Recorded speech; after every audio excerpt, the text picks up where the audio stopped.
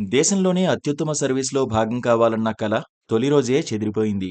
Posting తీసుకున్న రోజే ఓ యువ ఐపీఎస్ అధికారి రోడ్డు ప్రమాదంలో దుర్మరణం పాలయ్యాడు.